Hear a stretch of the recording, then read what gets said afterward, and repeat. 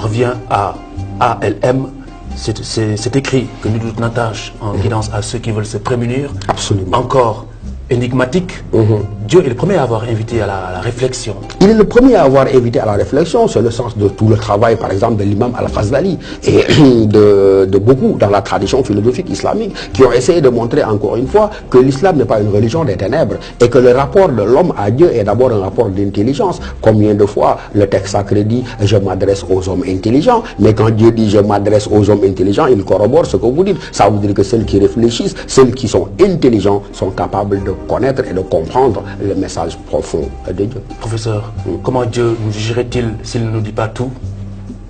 Mais Dieu, il nous dit tout d'une certaine manière, Khalifa. Parce que Dieu nous demande d'entrer en contact avec lui d'abord, avec nous-mêmes. Et avec nous-mêmes et avec les autres et avec toutes les composantes du monde. Ça veut dire quoi? Ce que Dieu dit, il le dit sans le dire. Et quand je dis que ce que Dieu dit, il le dit sans le dire, parce qu'entre ce que Dieu dit explicitement, ce qu'il n'a pas dit, ce qu'il a voulu dire et ce qu'il faudrait comprendre dans ce dire, il y a véritablement une part dans laquelle il n'y a que l'homme qui puisse arracher à Dieu ce qu'il dit. Parce que Dieu ne donne pas. Dieu, il met et il fait révéler des possibilités. Et ces possibilités-là, c'est nous qui les actualisons. Et donc Dieu, il dit tout, mais dans ce tout, c'est nous véritablement qui devons comprendre le sens profond de ce que Dieu dit. Parce que ce qu'il dit, il le dit en ne le disant pas, et ne le disant pas, il le dit peut-être mieux que s'il l'aurait dit.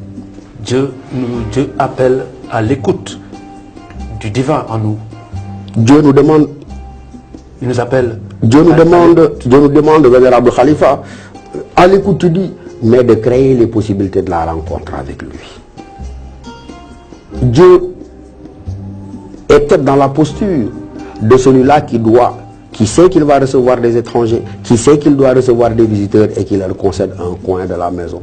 Et donc, si vous n'aménagez pas d'espace à Dieu, il ne viendra pas, parce qu'il n'aura pas où loger.